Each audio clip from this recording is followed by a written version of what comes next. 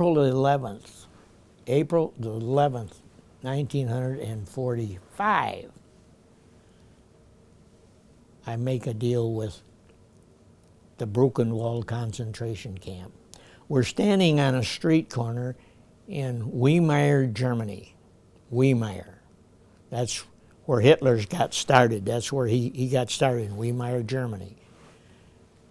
Down the road, there was a prison camp. We didn't know this, but we were staying there. I forget now, we were in Weimar, and we were waiting for a couple of tanks to come up to go with us. We were supposed to go together with them for the liberation of the Buchenwald concentration camp. Well, a guy came along about that time. We were standing in a corner. An officer came along, and he says, I got a problem. He said there was about a dozen trucks parked there. He said, those are my trucks. And he said, I got supplies going down to this camp. And he said, I'm short a couple of drivers. So my buddy John says, oh, we'll help you out. So we told the guys there, it says, if those tanks come, or if the captain comes around, tell him we're down at the prison camp, we'll be back shortly. So this guy says, yeah, you won't be gone more than half an hour or so. And so it's okay. So we went down, and they told us about this camp down there. And he says, you got blankets on your truck. We said, okay. So we got in, we went down, we were about the third truck, I guess, second or third. We went down, and when we got there, they were just throwing these big open gates. There was a bunch of guys pushing them and opening the gates. We pull up there, and the MPs come up, and the one MP says, after the other two trucks went in, the MP says, what do you got? What do you got on the truck? We said, we got blankets. He said, okay. I don't remember whether he gave us a map or, no, I don't think so. He said, go to such and such a place and such a building. It's a warehouse. When you get there, just pull in, back up to the dock, and there will be some guys, if they're not there now, they'll be there shortly to unload your truck. Okay. So we went, and after we pulled away, we weren't too far, we were only half a block from that big gate. We start driving away, and about another half a block, and we all got sick, just like that. The stench that hit us, it was just dead bodies.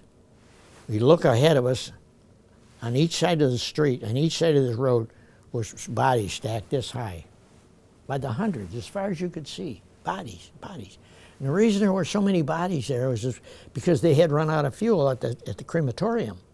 They couldn't burn them anymore. So they just stacked them up. So we were deathly sick. We got so sick.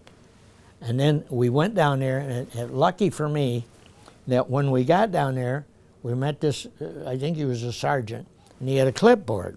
Sergeants always carry clipboards. And he had this clipboard. And he says, okay. He says, you guys got the blankets? We said, yeah, okay. Just back her up there. And he said, well, we'll unload them. And then when you leave here, when we unload them, you go back to the main gate, go outside, and wait for the other trucks. When all your trucks get there, then you go back to Weimar. Fine. So then he said, this is what saved me. Then he says, what's your name? I told him. He said, what's your rank? I told him. He said, what outfit you with? I says, 80th Infantry Division. Okay. He said, sign here. So I signed that. My buddy, John, what's your name? 80th Infantry? Yeah. He signed here. That didn't mean a thing to me at that time, but a year ago, last year it did. Last year, they had a reunion at the camp, a reunion, and they took all of these names that they could find that were involved in this Buchenwald. We signed in those blankets. And they had that in their records. Don Schoo and John Stoken, they were here. We know they were liberators of this because we got their names. So they didn't, when I got the notification that I was getting an award for being a liberator of the Buchenwald concentration camp. They told me, we didn't have to look you up. You didn't have to prove to us that you were a liberator. We got it right here. So that's why I got that medallion, because I was at the Buchenwald concentration camp on the day that it was liberated, and it was such a gory mess. People were walking around naked, and if they had clothes on, it was not enough to. It was just straggling, you know. So we walked about a half a block, and there was some nurses, Army nurses there, and ambulances all over the place. And there were some engineers or somebody, and they were setting up tables. So I went over to this nurse, and I said, what gives? What's with the tables? She says, well, you know, or you're supposed to know, that these people you can't feed them. They're so bad a shape. If you feed them, it might kill them. You can give them some water. That's what we were told at the gate. You can give them some water, but you hold the canteen, because if you hand it to them, they'll have to chug-a-lug it, and they'll get kicked. If a cigarette or something you want, give them anything, but no food, no food. I said, okay. So I said, what with the tables? She says, you see these people standing around? You see those people laying over there along that building?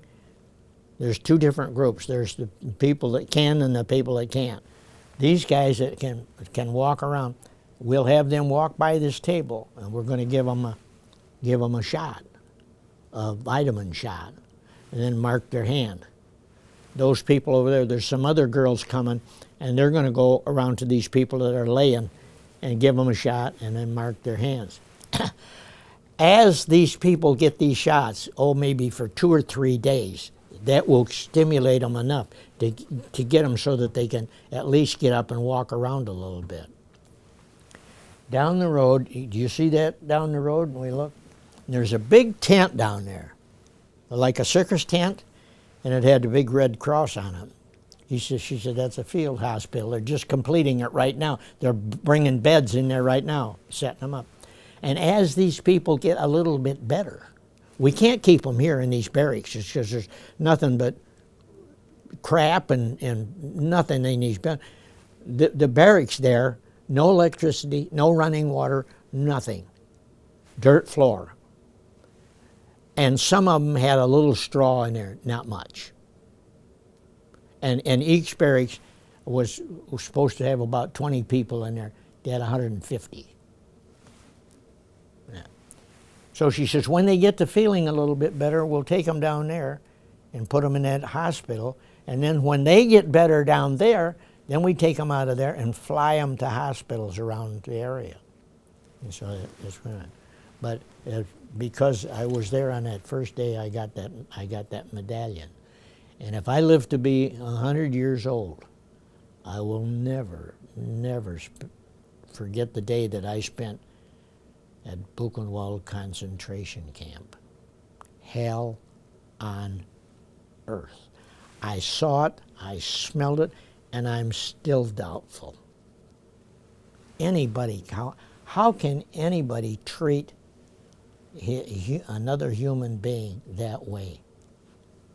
They've got to be a monster. The commandant of that camp was Ira Koch. Ira Koch. She was known as the bitch of Buchenwald. Her husband was the commandant, and he died.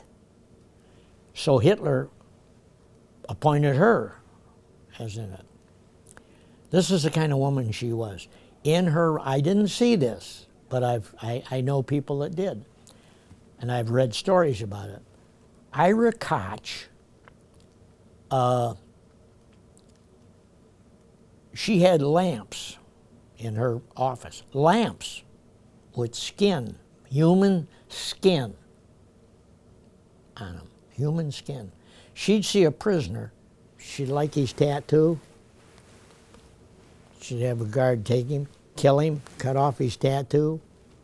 I don't know how they fixed it, and made lamps. She had 2 or 3 lamps in her office, made of of human flesh.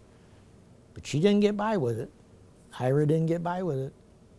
She didn't get out of the camp, and they caught her. And she was sentenced to death. But before they could kill her, she committed suicide. Or she died. So that was the end of Ira Koch. And that's it. That's as far as we go. Okay?